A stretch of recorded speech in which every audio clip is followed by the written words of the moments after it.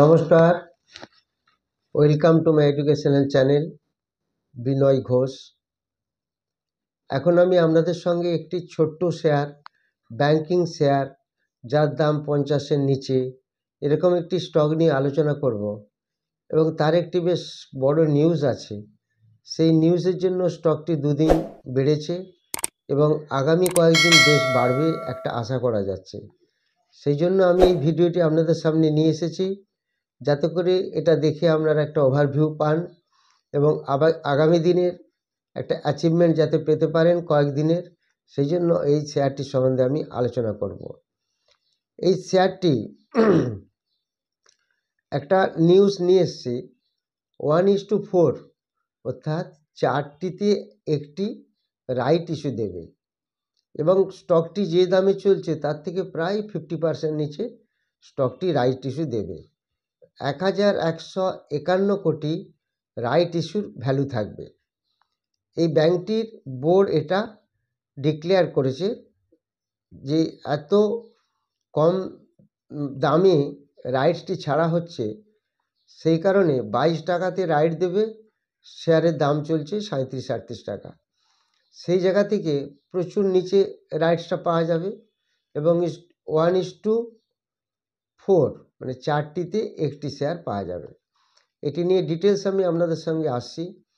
তার আগে আপনাদেরকে দেখাই, আমি যে রিসেন্টলি কয়েকটি স্টক পরপর কয়েকদিন বলছি, তার মধ্যে গতকাল ছিল নাজারা টেকনোলজিস, সেটা আজকে 1.5% মতো বেড়ে বন্ধ হয়েছে। আজকে হাই গেছিল 808, লো ছিল 788। এই স্টকটিও আজকে বেশ ভালো রকম বেড়েছে। আর এছাড়া আজকে আমি আরেকটি ভিডিও দিয়েছি, নিশ্চয়ই আপনারা দেখেছেন। সেই ভিডিওটি দিয়েছিলাম সর্বেশ্বর ফুডকে নিয়ে। সেই সর্বেশ্বর ফুড আজকে আমি যখন ভিডিওটি করছিলাম তখন খোলা ছিল এবং এটা আমি বলে দিয়েছিলাম পরপরই 5 দিন আপার সার্কিটে আছে, এখন খোলা আছে, একটা ভালো সুযোগ আছে আগামী দিনের জন্য। আবার সেটি পরে আপার সার্কিট নিয়েছে। এরপর আমি আইএফসিআই বলেছিলাম গতকাল, সেই স্টকটি সকালের দিকে একটু বাড়া ছিল, এখন সেই স্টকটি মাইনাসে চলছে। এছাড়া আরও যে স্টক কয়েকটি বলেছিলাম সেটা ছিল ইরিডা আজকে সেলিং ফ্রিজে আছে। আচ্ছা, কয়েকটা জিনিস আপনাদের বলি। আমি যে স্টকগুলি বলা মাত্রই যে হু করে বেড়ে যাবে এরকম ব্যাপার নয়। সবসময় মনে রাখবেন, স্টকটা নিচে আসলে আরও অপরচুনিটি ভালো পাওয়া যাচ্ছে। নর্মালি যে স্টকগুলি বলি সবই প্রায় বেড়ে যায় 90%। একটা দুটো স্টক নিচে আসলেও আসতে পারে, তার মানে এই নয় যে নিচে এসে গেছে বলে সে খারাপ। তাকে অনেক রিসার্চ করে অনেক কিছু তার দেখে তারপরে স্টকটির সম্বন্ধে ভিডিও করা হয়। এবার স্টকটা যদি নিচে আসে তার মানে আমাদের কাছে আরও অপরচুনিটিটা বেশি এলো। আরও নিচে একটু একটু করে ধরুন, তারপর যদি 2-3 দিন নিচে পড়ে যায় তাহলে সেটা তো আরও বেটার অপরচুনিটি। আমরা ধীরে ধীরে অ্যাভারেজ করে আরও একটু নিচে কিনলাম, তারপরে দেখবেন হু করে স্টকটি বেড়ে যাবে। এরকম 2-1টি স্টক বলেছি, সেগুলো একটু নিচে পড়েছে, তারপরে দেখবেন আবার বেড়ে যাচ্ছে। এই নয় যে বলার সাথে সাথে হু করে বেড়ে যাবে। তো যাই হোক, সেই অনেকে ভাবে যে 10টা স্টক বললে একটা পড়ে যাচ্ছে, সেই স্টকটা নিয়ে ভাবতে শুরু করে কেন পড়ে গেল, সব স্টকই তো বেড়ে গেল। তখন আমাকে ফোন করেন অনেকে ইউটিউবের কমেন্ট দেন যে এই স্টকটা পড়ে গেল আপনি বললেন না। আমি সব স্টক নিয়েই বলে দিই, যেটা ব্যাপার 20টা স্টক বললে একটা দুটো সেখানে পড়বে। সেই হিসাবে যেটা মেন ঘটনা, এই স্টকগুলি আমি যেগুলি গত কয়েকদিন বলেছিলাম তার একটা জাস্ট ওভারঅল একটা রিপোর্ট দিলাম। তার মধ্যে আজকে বলেছিলাম সর্বেশ্বর ফুড, সেটা আপনারা খেয়াল রাখবেন। সেটাকে আশা করা যাচ্ছে আগামী দিনে একটা ভালো রেজাল্ট দিতে পারে। এরপর আজকে যে স্টকটি নিয়ে আলোচনা করব সেটা বলার আগে আপনাদের কয়েকটা কথা বলে দিই। যারা টেলিগ্রাম চ্যানেলে আসতে চান, এটা একটা প্রাইভেট টেলিগ্রাম চ্যানেল, ডাইরেক্টলি নিজেরা অ্যাড হতে পারবেন না, এটা ওপেন চ্যানেল নয়, এটা দেখা যায় না। যেগুলি ওপেন চ্যানেল আছে সেগুলি আমার চ্যানেল নয়, সেগুলি ফ্রড চ্যানেল। যারা এই টেলিগ্রাম চ্যানেলে জয়েন হতে চান তারা ফোন করবেন, যোগাযোগ করবেন। এছাড়া 20শে মার্চ এবং 30শে মার্চ যে দুটি ব্যাচ শুরু হবে অফলাইনে, সেইগুলোতে যারা ভর্তি হতে চান যোগাযোগ করবেন। এছাড়া 17 মার্চ রবিবার অনলাইনে, এটা হবে অনলাইনে ক্লাস, রাত্রিবেলা 8টা থেকে 10টা। যারা করতে চান তারা যোগাযোগ করবেন।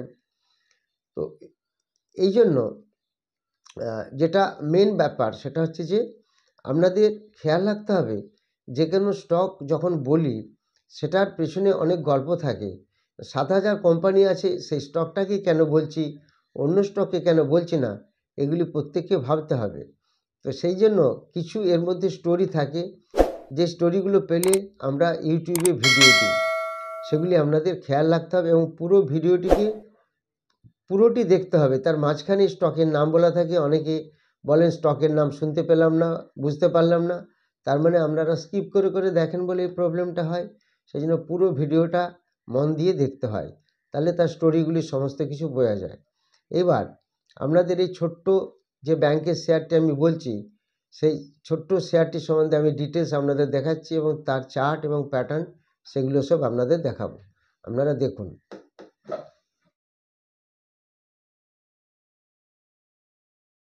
এবার আমি আপনাদের এই যে স্টকটির কথা বললাম, এই স্টকটির নাম হচ্ছে সাউথ ইন্ডিয়ান ব্যাংক।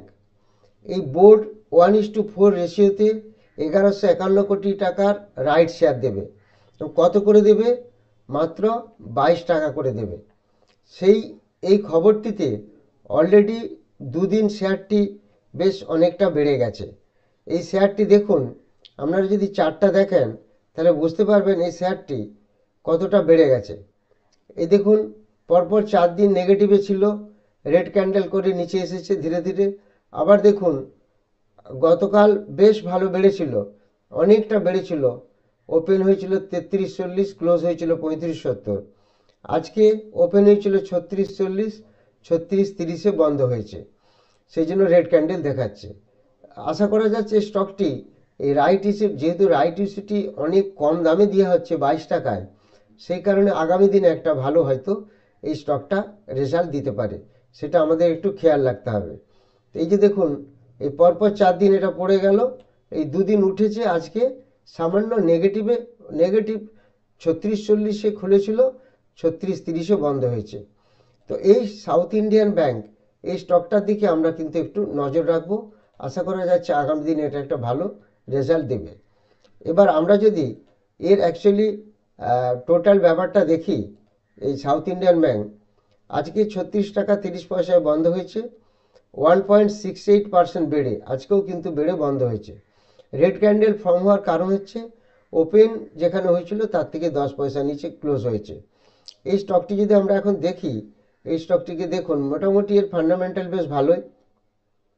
দেখুন, এই স্টকটি book value 31.9, dividend yield 0.83%, ROC 5%, ROE 12% ভালো, গ্রাম নাম্বার 61, সেখান থেকে স্টকটি কিন্তু অনেক নিচে চলছে, তার প্রায় অর্ধেকের কাছাকাছি।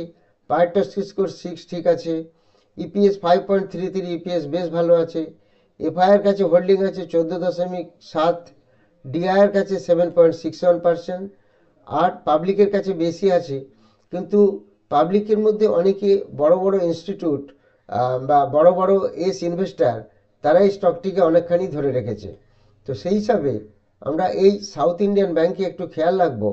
এবং এই ব্যাংকটির রেজাল্ট তো আপনারা খুব নিশ্চয়ই ভালোই জানেন যে কতটা ভালো রেজাল্ট করে কি না।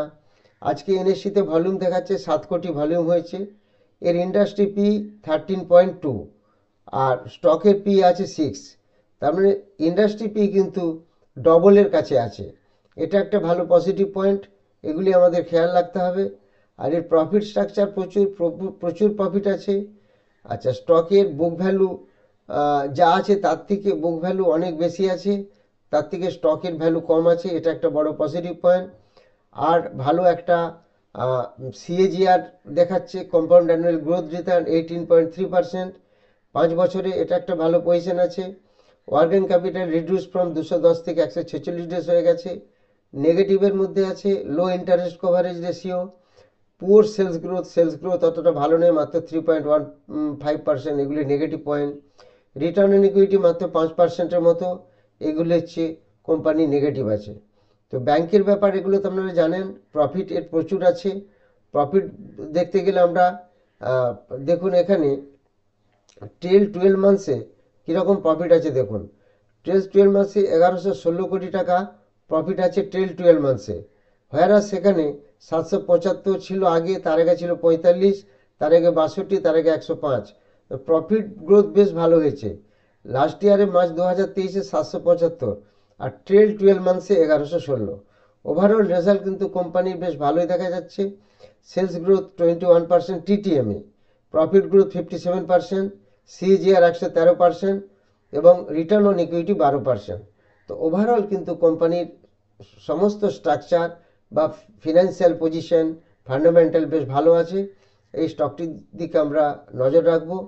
যারা অ্যাকচুয়ালি দুটি যে অফলাইনে ব্যাচ হচ্ছে, একটা 20 মার্চ এবং একটা 30 মার্চ, সেই দুটি ব্যাচে যারা ইন্টারেস্টেড ভর্তি হতে চান অফলাইনে তারা যোগাযোগ করবেন। 17 মার্চ অনলাইন ব্যাচ হবে, সেটা রবিবার রাত্রিবেলা 8টা থেকে 10টা, যোগাযোগ করবেন। যারা টেলিগ্রাম চ্যানেলে আসতে চান তারাও যোগাযোগ করবেন, এটি একটি প্রাইভেট চ্যানেল। আর যারা চ্যানেলটি নতুন দেখছেন, ভিডিওগুলি নতুন দেখছেন, তাদের যদি মনে হয় এর মধ্যে পজিটিভ কিছু নিউজ পাচ্ছি এবং এই ইউটিউব দেখে কিছু উপকার পাচ্ছি, তাহলে আপনারা অবশ্যই সাবস্ক্রাইব করবেন এবং লাইক করবেন এবং প্রত্যেকের মধ্যে শেয়ার করবেন। Thank you very